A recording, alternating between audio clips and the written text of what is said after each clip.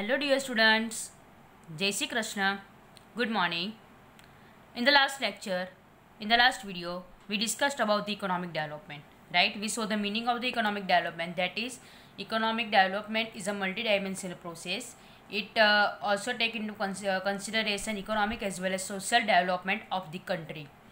Economy અને social development બે કન્ટ્રીમાં થાય છે એને એ કન્સિડર કરે છે, right.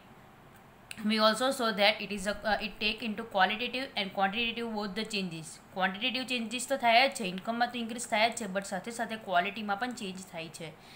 Okay, we saw the example about the hybrid seeds. Okay, that means the changes in the quality of the crops as well as industry ને બધામાં પણ ક્વોલિટીમાં ચેન્જીસ જોવા મળે છે. Okay, so we saw all the topic in the last lecture. Also we saw the characteristics of the economic development. Now for the economic development, the last point is limitation of the economic development, which we discuss here. Number 1, not become a index of human progress. Okay, human development इंडेक्सની જો વાત કરવામાં આવે, બરાબર, human development index એક index છે, તો તેની અંદર લિટરસી રેટ અને લાઈફ એક્સપેક્ટન્સી રેટની પણ વાત કરવામાં આવે છે, ખાલી સ્ટાન્ડર્ડ ઓફ લિવિંગની વાત કરવામાં આવતી નથી, બરાબર. So in the economic development we not show the literacy rate as well as the death rate. Okay, life expectancy rate. Okay, life expectancy rate બી આપણે એની અંદર ડિસ્કસ કર્યું નથી, બરાબર. So economic development indicates the progress of the નેશનના પ્રોગ્રેસને indicate કરે છે, બરાબર. It shows the economic scenario but it can not tell about the human development એકચ્યુઅલમાં થયું છે કે નહીં, બિકોઝ જે લાઈફ એક્સપેક્ટન્સી રેટની વાત છે કે લિટરસી રેટની વાત છે, બરાબર, અને standard of index in the real sense એની વાત આપણે ઇકોનોમિક ડેવલપમેન્ટમાં કરી નથી, right. Number 2, difficult to measure. Economic development cannot be measured as economic growth. Why?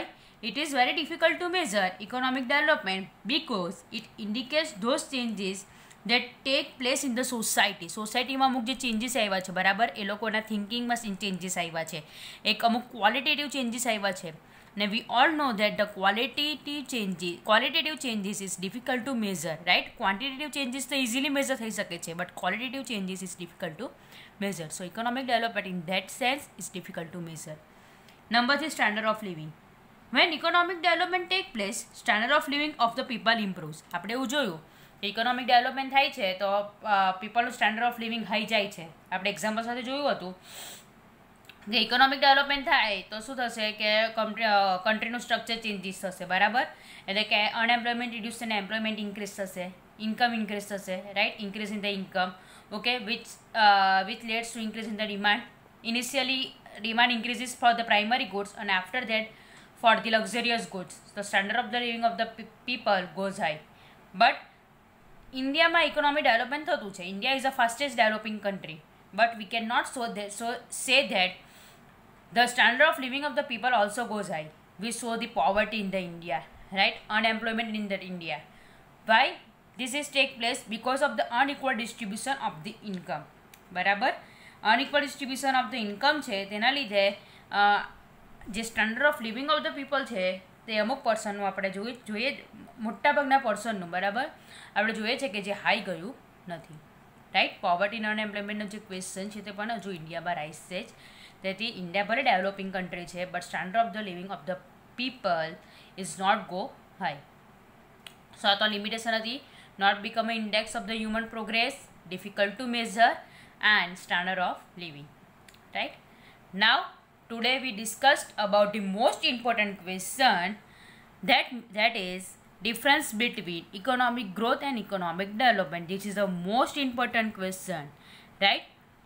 Mostly every year પૂછાય જ છે આ question in the board exam, and in the 2019 this question is asked in the 5 marks, right. 5 માર્ક્સના ક્વેશ્ચનમાં તમને આ point પૂછાયો હતો. અહીંયા 10 points discuss કર્યા છે, રાઈટ. 10 પોઈન્ટ ડિસ્કસ કર્યા છે, એમાંથી એટલીસ્ટ તમે 7 to 8 પોઈન્ટ્સ યાદ રાખશો ને એક્ઝામમાં લખશો તો 5 માર્ક્સના ક્વેશ્ચન માટે કદાચ જો પૂછાય તો તમને સારું પડશે લખવાનું, રાઈટ. સો ઇઝી જ છે એકદમ, કારણ કે આપણે ગ્રોથ ને ડેવલપમેન્ટ બે સેપરેટલી મિનિંગ કેરેક્ટરિસ્ટિક્સ અને ડેફિનેશન આપણે ડિટેલમાં ડિસ્કસ કર્યું જ છે, બરાબર. એના પરથી જ આપણે 1 by 1 પોઈન્ટ બનાવ્યા છે.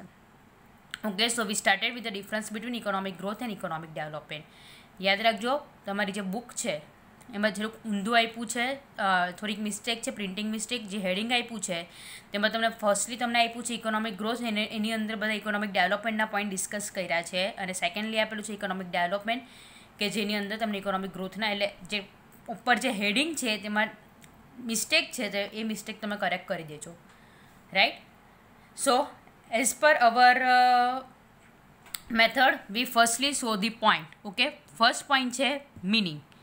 મિનિંગ આપણે ગ્રોથ ને ડેવલપમેન્ટ બેઉમાં જોયું, બરાબર. ઇકોનોમિક ગ્રોથનો મિનિંગ આપણે ઇઝીલી જોયો હતો કે there is continuous increase in real national income and real per capita income in economic growth, બરાબર.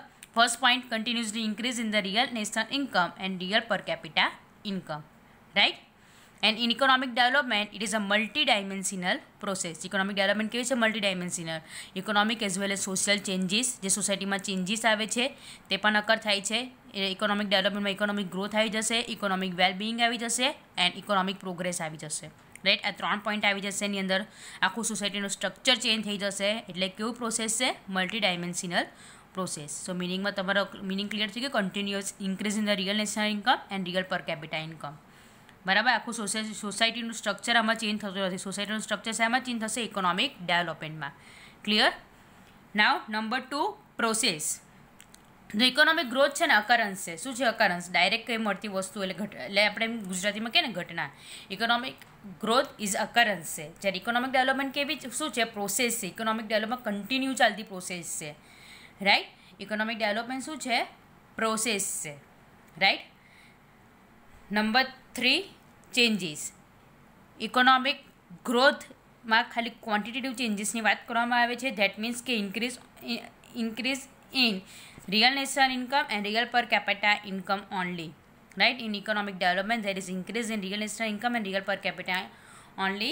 That means total output of the country increases. That means only quantitative changes. તે વખતે તમને કીધેલું હતું, at that time I told you that કે યાદ રાખજો આ તમને ડિફરન્સ તરીકે લેવામાં કામ આવશે, બરાબર.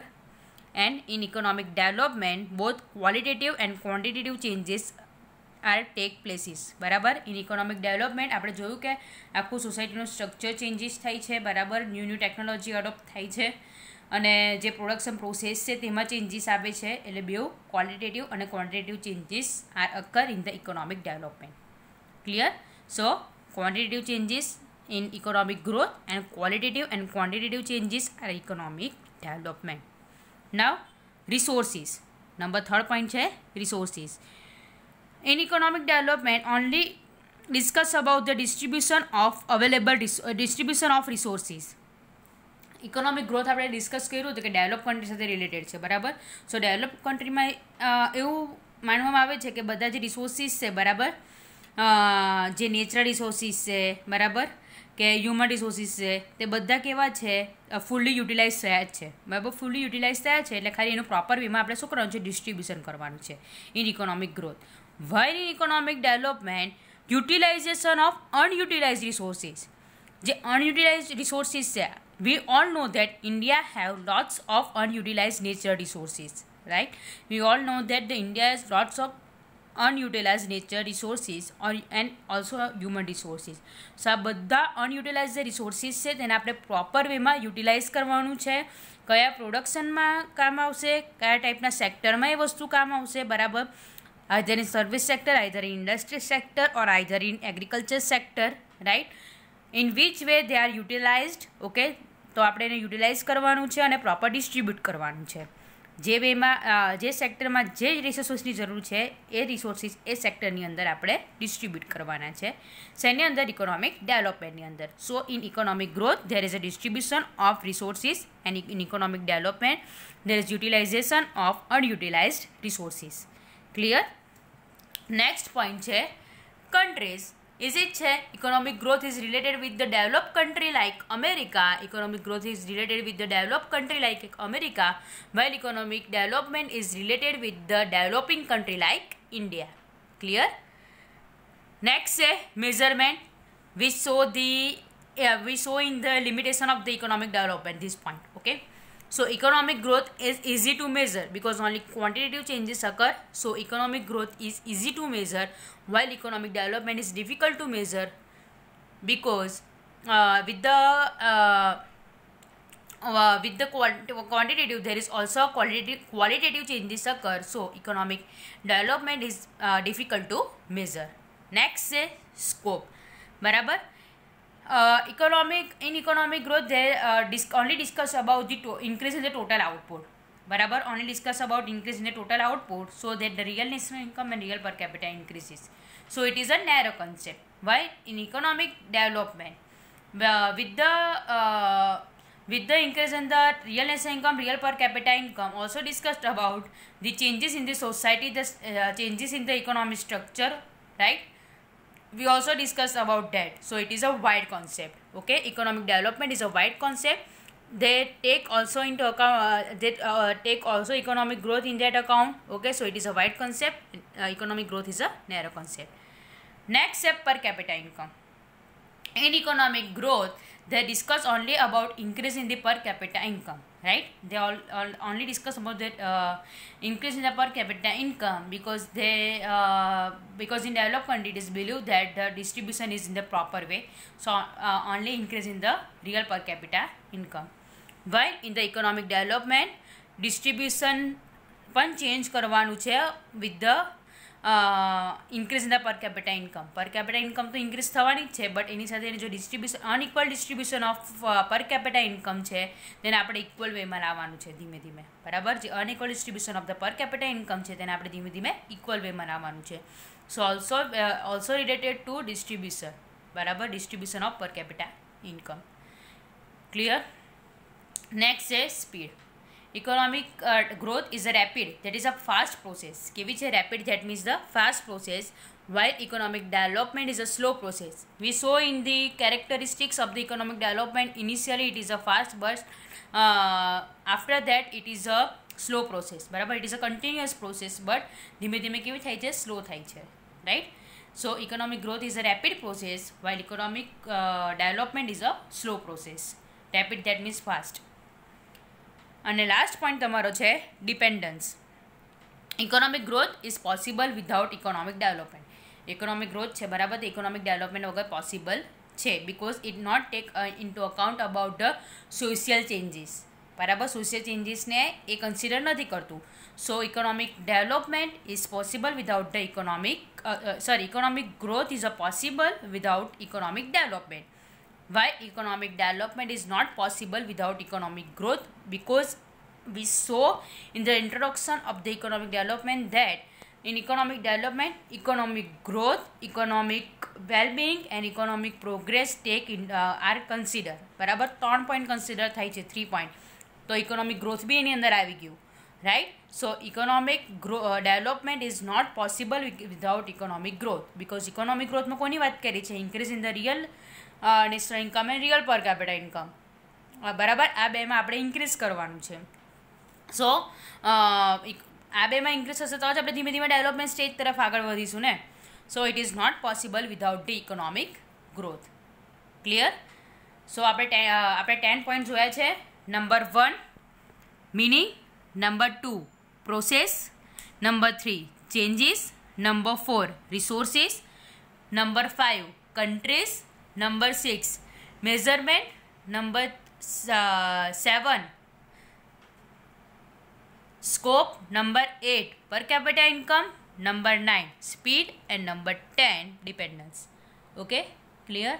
So here we finish up the topic about the economic growth and economic development. Now with the next video we go to the point about the indicators of growth and development.